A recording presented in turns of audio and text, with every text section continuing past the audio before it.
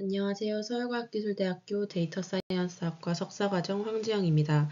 이번 학기 DS 인터페이스에서 제가 발표할 주제는 메타패스 어널리시스입니다. 발표 순서로는 이 메타패스가 무엇인지, 이 메타패스를 알기 위해선 먼저 알아야 할 것들을 인트로덕션에서 살펴보고 그 후에 메타패스를 활용한 논문들을 리뷰하겠습니다. 메타패스를 이해하기 위해서는 먼저 호모지니어스 네트워크와 헤테로지니어스 네트워크를 알고 가야 합니다. 호모지니어스 네트워크는 그림에서 보이는 왼쪽에 보이는 것이 호모지니어스 네트워크입니다. 호모지니어스 네트워크는 모든 노드의 종류가 동일하고 모든 노드의 종류가 사람으로 동일하고 모든 엣지의 종류가 단 하나뿐인 네트워크를 호모지니어스 네트워크라고 합니다. 왼쪽을 예시로 보면 1번 노드, 2번 노드, 3번 노드가 모두 사람으로 동일하고 이 사람과 사람을 연결해주는 엣지는 이 둘은 친구다 혹은 SNS 상에서는 팔로우를 했다, 좋아요를 눌렀다 등의 한 가지 종류의 관계를 의미합니다. 그러나 오른쪽에 보이는 헤테로지니어스 네트워크 같은 경우에는 노드의 종류가 에펠타워, 파리, 루브르, 모나리자 혹은 사람 같이 굉장히 다양한 종류의 노드가 존재하고 그리고 간단한 예시로는 에펠타워는 파리에 있고 이 파리에는 루브르가 위치해 있고 루브르에는 모나리자가 전시되어 있고 그리고 이 모나리자에 관심이 있어 하는 사람은 밥 그리고 이 밥과 친구인 사람은 앨리스 이렇게 네트워크에서 노드와 엣지 간의 타입이 여러 개고 이 타입을 활용해서 네트워크 상에서 여러 가지의 관계를 표현하는 네트워크가 헤테로지니어스 네트워크입니다. 네, 이렇게 앞에서 보신 것과 같이 헤테로지니어스 네트워크는 호모지니어스 네트워크와는 다르게 노드와 엣지의 종류가 굉장히 여러 개이기 때문에 실제 데이터의 어떤 의미적인 정보나 구조적인 정보를 좀 효과적으로 반영할 수 있다는 특징이 있습니다. 이러한 특징들 때문에 실제로 레코멘데이션이나 텍스트 애널리시스, 의료 시스템 등의 굉장히 실생활에 밀접한 분야에서 광범위하게 활용되고 있습니다. 하지만 이런 헤테로지니어스 네트워크에서도 몇 가지 과제가 있습니다. 가장 대표적으로는 호모지니어스 네트워크에 비해 아무래도 타입이 많다 보니 연산량이 굉장히 많고 이로 인해서 계산 비용이 높고 이러한 이유 때문에 성능이 저하되는 측면이 있습니다. 그래서 헤테로지니어스 네트워크에서는 어떤 이런 이질적인 구조와 의미를 유지를 하면서도 효과적으로 표현할 수 있는 헤테로지니어스 네트워크 리프레젠테이션 기법들이 등장을 하고 있습니다. 그러나 이런 헤테로지니어스 네트워크에서는 단순히 엣지 타입이 여러 개이기 때문에 단순히 연결됐다라는 것만으로는 네트워크 전체를 이해하기에는 한계가 있어서 이 엣지가 어떤 의미를 갖고 있는지 어떤 의미를 갖고 두 노드가 연결이 되었는지를 파악하는 어떤 의미적인 정보의 파악이 상당히 중요합니다. 그리고 또한 여러 가지 유형의 노드와 엣지가 존재함에 따라서 각각의 노드와 엣지의 피처들이 굉장히 상이한 경우들이 많은데요. 따라서 같은 피처의 타입을 가지고 있는 호모지니어스 네트워크에서 사용되던 기법들을 그대로 헤테로지니어스 네트워크에 적용을 하기에는 한계점들이 존재합니다. 그래서 헤테로지니어스 네트워크에서는 다양한 피처들을 융합을 하기 위해서 이 호모지니어리티 오브 애트리뷰트인 속성의 이질성을 극복하는 것이 헤테로지니어스 네트워크 리프레젠테이션의 굉장히 핵심적인 내용입니다. 이러한 이질적인 정보를 가지고 있는 헤테로지니어스 네트워크에서 어떤 좀 노드와 엣지 간의 의미론적인 정보를 효과적으로 파악하기 위해서 제시되고 가장 많이 사용되고 있는 방법이 바로 이 메타패스 방법입니다. 메타패스는 헤테로지니어스 네트워크의 구조를 해석하기 위해 제시된 방법론으로서 어떤 여러 가지 유형의 노드와 엣지를 의미 있는 공통적인 의미론적인 해석을 제시를 함으로써 연속된 패스, 경로를 통해서 노드 간의 관계를 설명하는 방법입니다. 가장 대표적인 방법으로는 위에 나와 있는 한 명의 논문을 쓴 두 명의 저자를 APA의 패스로 설정을 하면 이 패스는 한 논문을 쓴 두 명의 저자를 의미하기 때문에 공저자를 의미한다고 볼 수 있습니다. 그리고 밑에는 한 명의 저자가 쓴 두 개의 논문, 그리고 이 두 개의 논문이 퍼블리시된 각각의 저널을 봤을 때 한 명의 연구자는 같은 연구 주제를 가지고 계속 연구를 하는 경우가 많기 때문에 이 한 명의 저자가 쓴 두 개의 논문은 같은 주제를 가진 논문이다라고 생각할 수 있습니다. 그리고 그리고 이 논문이 퍼블리시된 각각의 기관들은 또 같은 성격을 띤 NLP면 NLP, 비전이면 비전 등의 어떤 같은 성격을 띤 기관이다라고 해석할 수 있습니다. 이렇게 특정한 패스를 설정해 놓고 이 패스가 띠고 있는 공통적인 의미론적인 해석을 제시를 하는 것이 메타패스의 가장 핵심적인 개념입니다. 제가 처음 소개해드린 논문은 메타패스2백입니다. 메타패스2백은 헤테로지니어스 네트워크의 어떤 효과적인 표현을 위해서 메타패스를 처음 도입한 논문으로서 메타패스 기반의 그래프 리프레젠테이션 방법들이 계속 등장하면서도 꾸준히 베이스라인으로 언급되고 있는 논문입니다. 메타패스2백을 이해하기 위해서는 먼저 디버크를 알고 있어야 합니다. 디버크는 호모지니어스 네트워크에서 사용되는 랜덤워크 기반의 인베딩 기법입니다. 디버크를 좀 크게 표현을 하자면 랜덤워크와 스킵그램으로 표현을 할 수 있습니다. 랜덤워크는 많이들 아시겠지만 특정 노드에서 노드가 랜덤하게 이동을 하면서 이 랜덤하게 이동한 시퀀스를 하나의 패스로 기록을 하고 이 패스에서 두 노드가 함께 등장할 확률이 높으면 유사한 노드를 본다 라는 아이디어를 가지고 이걸 스킵그램과 결합을 해서 중심 노드를 기점으로 주변 노드를 예측한다 라는 아이디어로 유사한 노드들 간의 노드 인베딩 학습을 수행하는 알고리즘입니다. 본 논문에서는 이러한 랜덤워크를 메타패스로 대체한다 라고 생각해 주시면 될 것 같습니다. 논문을 이해하기 위해서는 먼저 본 논문에서 사전에 설정한 메타패스를 이해할 필요가 있습니다. 본 논문에서는 노드는 총 4가지의 타입으로 정의가 되어 있습니다. 저자, 논문, 학회, 그리고 기관 이렇게 총 4가지가 있고 엣지는 3가지의 관계로 정의가 되어 있습니다. 본 논문에 설정한 메타패스는 제가 앞에서 잠깐 설명드렸듯이 APA는 2명의 저자가 하나의 페이퍼를 냈음을 의미하는 공저자를 나타내고 그리고 APVPA는 2명의 저자가 각각 페이퍼를 냈고 이 페이퍼가 하나의 기관에서 억셉트였음을 의미를 합니다.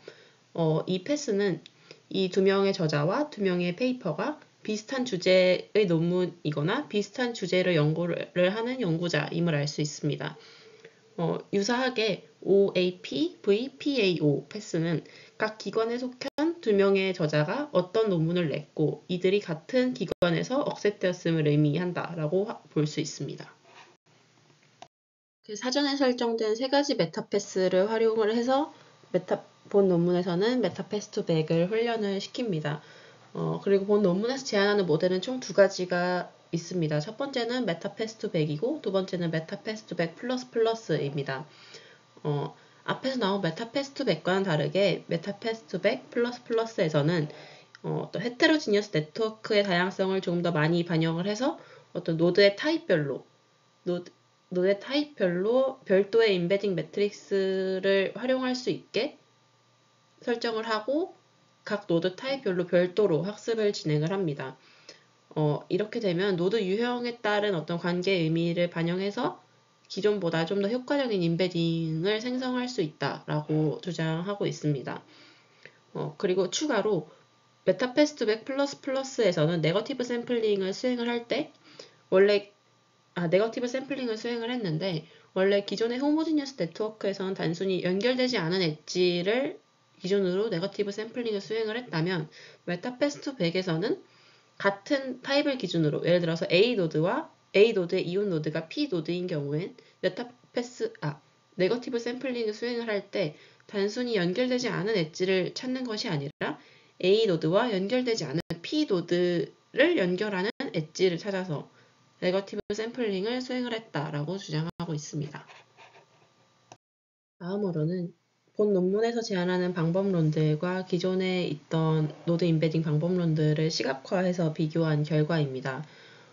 일반적으로는 이쪽에 보이시는 저자와 학회가 동일한 방향과 동일한 거리로 묶이는 것이 가장 이상적인 시각화입니다.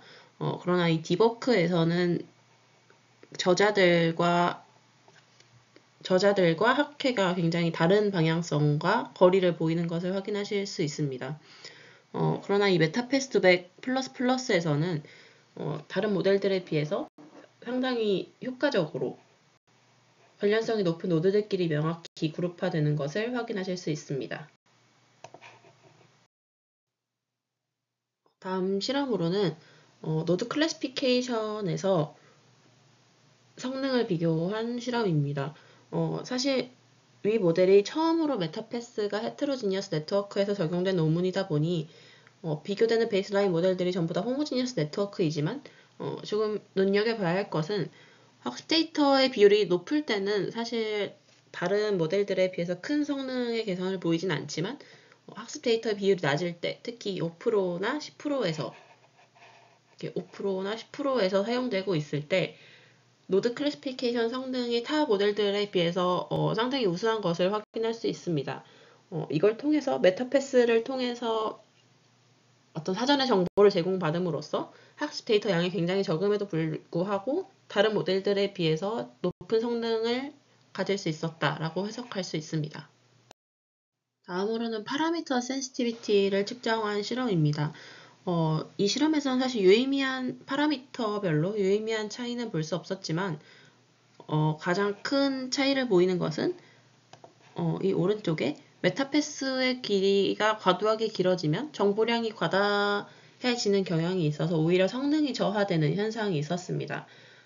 이러한 현상이 발생한 이유는 아무래도 같은 저자가 쓴 논문을 나타내는 패스라고 했을 때 아무리 한 저자가 한 저자는 공통된 주제를 가지고 있다고 하더라도 논문을 상당히 많이 쓰게 되면 주제가 다양해질 여지가 있기 때문에 그 한 가지의 패스가 한 가지의 패스가 하나의 주제를 의미한다라고 보기에는 조금 어렵기 때문에 이런 의미론적인 한계가 있기 때문에 패스가 너무 과도하게 길어지면 오히려 성능이 저하한다라는 것을 확인할 수 있습니다. 제가 두 번째로 설명드릴 논문은 HAN 모델입니다. 이 모델은 어텐션이 처음 등장을 하면서 이 어텐션 연산을 헤테로지니어스 네트워크에 적용해보자 라는 아이디어로 제안된 논문입니다. 이것도 뭐 아시겠지만 어텐션을 적용한 논문들은 굉장히 많았지만 이게 거의 시초로 시도가 되었고 그리고 이어서 지금까지도 베이스라인으로 꾸준히 언급되고 있는 모델입니다. 기존의 메타패스 기반 방법론들의 문제점이라고 한다면 먼저 메타패스트백 같은 경우에는 노드 피처를 고려하지 못한다는 한계점이 있었습니다. 그리고 아무래도 헤테로지니어스 네트워크가 호모지니어스 네트워크보다 좀 더 많은 정보를 담고 있는 네트워크인 만큼 어떤 정보가 중요한지 정확히 판단을 하고 그거에 대해 더 높은 가중치를 줘야 한다라는 필요성이 있었는데요. 하지만 기존의 방법론들은 더 높은 중요도를 가진 정보에 가중치를 주지 않고 모두 같은 가중치로 학습을 하고 있다라는 문제점이 있었습니다. 그래서 이 어텐션 연산을 통해서 노드 피처를 고려할 뿐만이 아니라 이 각 노드와 각 노드들이 연결된 패스들의 중요도를 다르게 학습하는 모델을 제안을 했습니다.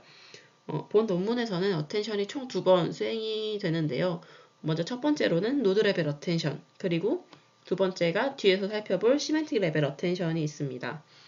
먼저 노드 레벨 어텐션을 좀 자세히 살펴보면 이 제임슨 카메론 감독이 만든 3개의 영화가 있을 때 이 타겟 노드가 터미네이터 노드라고 했을 때 이 영화, 감독, 영화의 패스를 가지고 같은 패스를 가진 2개의 노드가 있지만 이 터미네이터 노드의 장르를 파악하기 위해서 이 터미네이터 노드는 SF 영화이고 터미네이터 2도 SF, 타이타닉은 로맨스라고 했을 때 이 터미네이터 2 노드의 장르를 파악하기 위해서 터미네이터 2 노드를 더 높은 가중치로 볼 것인지 타이타닉 노드를 더 높은 가중치로 볼 것인지 학습을 해서 이 노드에 더 큰 영향을 주는 노드를 학습을 하고 웨이트를 부여하는 과정이 노드 레벨 어텐션입니다. 두 번째로 수행되는 어텐션 연산은 시멘틱 레벨 어텐션입니다. 이 시멘틱 레벨 어텐션은 한 노드가 연결된 두 개의 메타 패스가 있을 때 이 메타 패스 중에 어떤 패스를 더 중요하게 봐야 될지 이 각 메타 패스의 중요성을 학습을 하고 이 패스 자체에 적절한 웨이트를 부여하는 과정입니다. 이것도 예시를 들어 설명을 드리면 여기에 있는 터미네이터 2 노드가 있을 때 이 터미네이터 2 노드의 장르를 식별하기 위해서는 한 감독이 만든 두 개의 영화를 볼 때 장르를 식별하기에 더 유리한지 아니면 이 영화가 개봉한 같은 연도에 개봉한 다른 영화를 보는 것이 이 장르를 식별할 때 더 중요한지 이 두 개의 패스 중에 어떤 것이 더 중요한 패스인지를 판별하는 과정이 시멘틱 레벨 어텐션입니다. 지금까지 설명드린 과정을 본 논문에서 제안한 프레임워크를 기반으로 다시 한번 설명을 드리면 먼저 메타 패스별로 서브 그래프로 나눈 뒤에 먼저 리니어 트랜스포메이션을 수행을 합니다. 그 후에 노드 레벨 어텐션으로 들어가면 터미네이터 노드의 장르를 판별하기 위해서는 터미네이터 2 노드가 더 중요한지 타이타닉이 더 중요한지를 노드 레벨 어텐션에서 학습해서 가중치를 부여합니다. 이후에는 메타 패스별로 어떤 패스가 더 중요한지를 보는 시멘틱 레벨 어텐션 과정입니다. 이 과정에서는 앞에 설명드렸듯이 터미네이터 2 노드의 장르를 판별할 때 한 감독이 만든 두 개의 영화를 보는 것이 더 적합한지 아니면 한 연도에 개봉한 두 개의 영화를 보는 것이 더 적합한지 어떤 패스가 더 유의미한지를 학습해서 적절한 웨이트를 주는 과정입니다. 본 논문에서 제안한 실험입니다. 왼쪽에서 빨간 네모로 친 게 본 논문에서 제안한 HAN 모델이고요. 노드 클래시피케이션에서 상당히 높은 성능을 보이는 것을 확인하실 수 있습니다. 왼쪽에서 보시는 노드 레벨 어텐션이나 시멘틱 레벨 어텐션을 제거한 어블리에이션 스터디에서도 상당히 높은 수준의 성능을 보이고 있는 것을 확인하실 수 있고 그리고 이쪽에서 보이는 메타패스트 100이 첫 번째로 리뷰한 논문인데 이 어텐션을 거침으로써 높은 가중치를 줌으로 인해서 노드 클래시피케이션에서 성능이 확연하게 높아진 것을 확인하실 수 있습니다.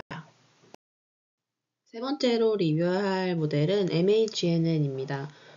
이 모델은 앞서서 리뷰한 HAN 모델과 굉장히 유사한 아이디어로 유사한 시기에 제안된 논문이지만 앞선 HAN 모델과는 다르게 조금 추가로 고려한 부분들이 있어서 그 부분들에 있어서 유의미한 컨트리뷰션을 갖는 논문입니다. 본 논문에서 저자들이 주장하는 기존 메타패스 기반의 방법론들의 문제점이라고 한다면 대표적으로 HAM 모델 같은 경우에는 메타패스의 중요도를 판별하는 과정에서 중간 노드들이 누락되는 문제점이 있었습니다. 이게 어떤 내용이냐면 이 타겟 노드, 파란색 노드가 타겟 노드라고 했을 때 이 타겟 노드에 연결된 메타패스가 두 종류가 있습니다.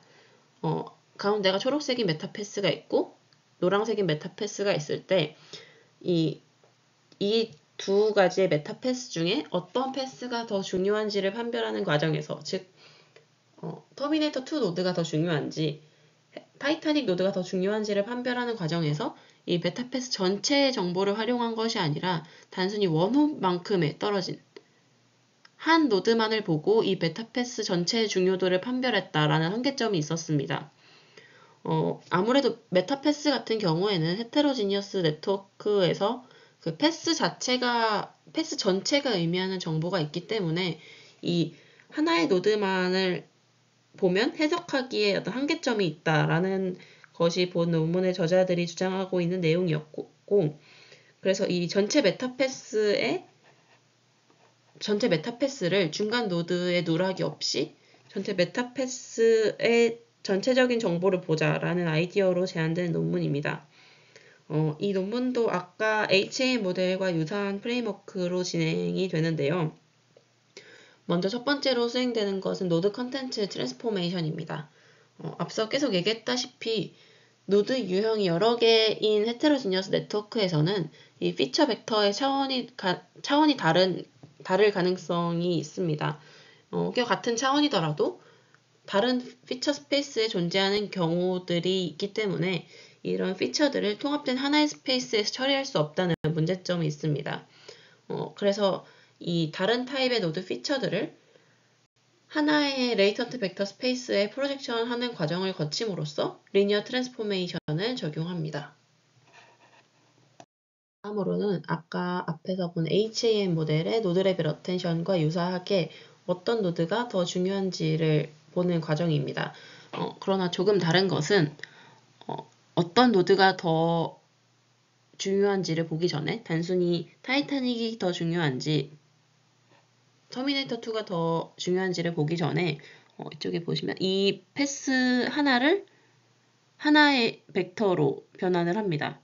그리고 이 패스별로 하나의 벡터로 변환을 한 다음에 이 벡터들끼리의 어텐션 연산을 수행을 해서 이 메타패스 전체가 동일한 종류의 메타패스 내에서 서로 다른 어떤 인스턴스 간의 중요도를 학습을 해서 어떤 패스가 더 중요한지를 어텐션 연산을 통해서 학습을 하게 됩니다. 이어서 시멘틱 레벨 어텐션과 유사하게 인터 메타패스 어그리게이션을 수행을 합니다. 이건 역시 다른 종류의 메타패스들 간의 중요도를 학습을 해서 어텐션 웨이트를 주고 이를 통해서 최종 노드 임베딩을 생성하는 과정입니다. 이렇게 전체적인 내용은 HAM과 유사하지만 앞서서 말씀드렸듯이 메타패스 전체를 하나의 인스턴스 벡터로 표현을 함으로써 좀 더 패스 전체의 정보를 반영을 하고 이로 인해서 헤테로지니어스 네트워크의 구조적인 의미와 어떤 의미적인 정보를 좀 더 효과적으로 반영했다라는 특징이 있습니다. 다음으로는 본 논문에서 수행된 노드 클래시피케이션 실험입니다. 맨 오른쪽에 박스로 쳐져 있는 게 본 논문에서 제안한 MRGNN 방법론입니다. 그리고 바로 옆에 있는 것이 앞서서 리뷰한 HAN 모델입니다.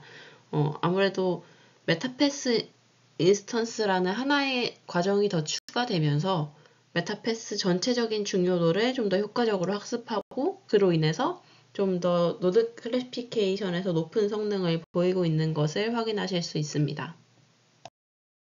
다음은 노드 클러스터링과 링크 프레딕션 실험입니다.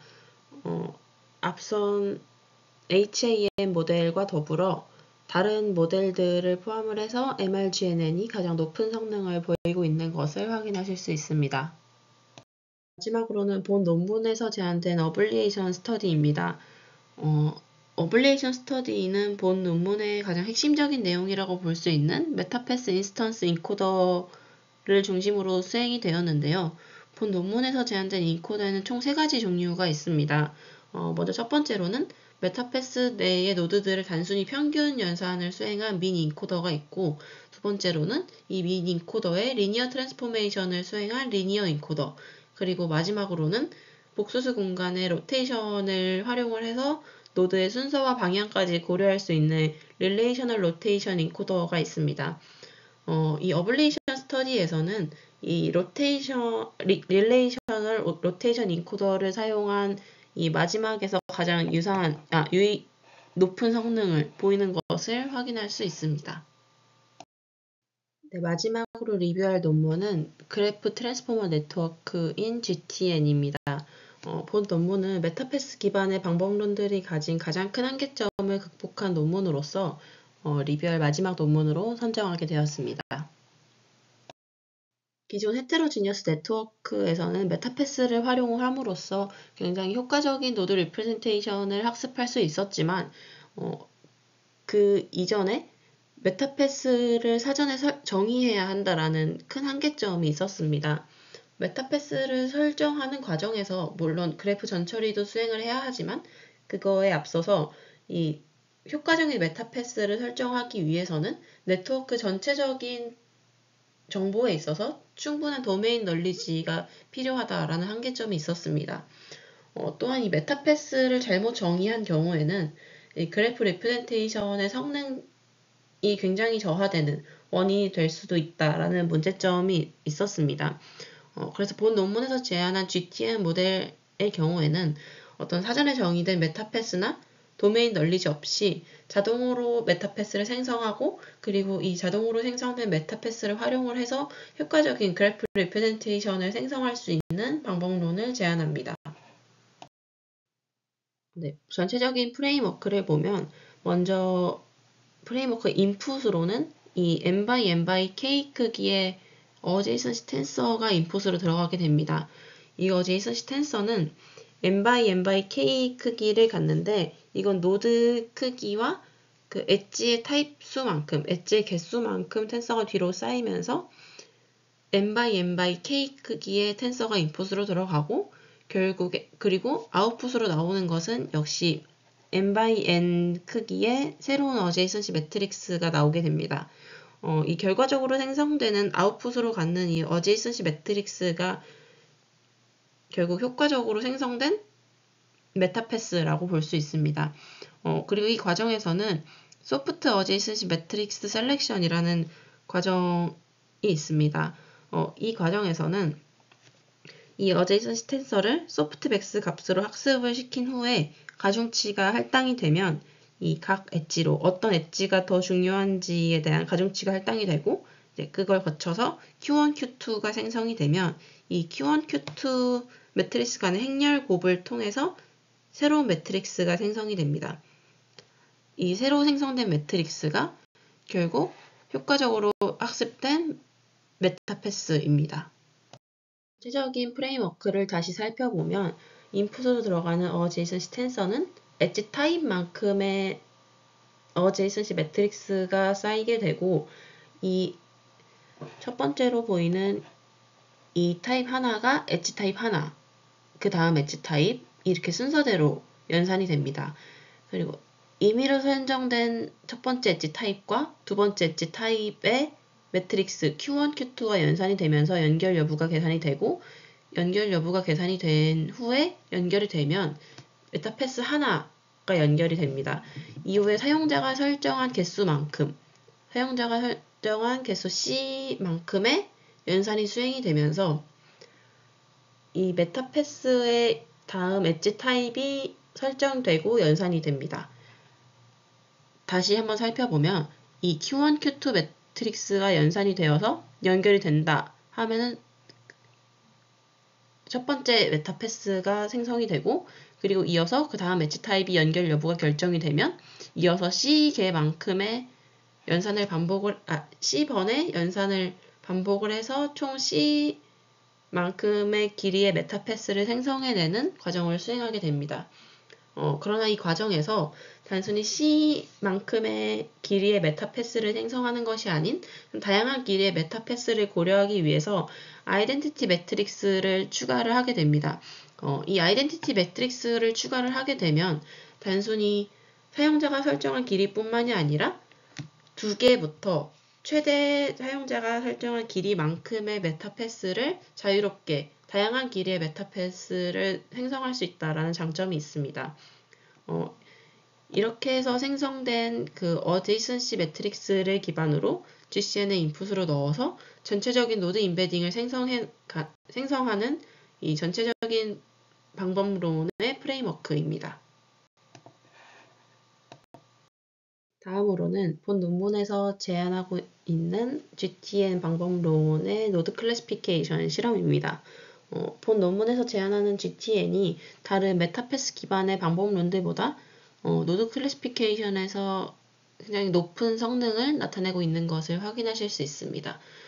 그리고 노드 클래시피케이션 실험과 별개로 이 GTN이 찾아낸 효과적인 메타패스를 살펴보면 이 왼쪽에 있는 것이 이 데이터셋에서 사전에 설정된 메타패스인 반면에 오른쪽에서 확인할 수 있는 것이 GTN이 학습 후에 찾아낸 메타패스입니다. 보시면 기존에 설정된 메타패스와 상당히 유사하게 메타패스를 찾아낸 것을 확인하실 수 있습니다. 다음으로는 데이터셋별로 엣지들의 어떤 웨이트를 주고 있는지 이 AM 엣지, MA 엣지 등 이 엣지 타입별로 어떤 웨이트를 주고 있는지 시각화한 결과입니다.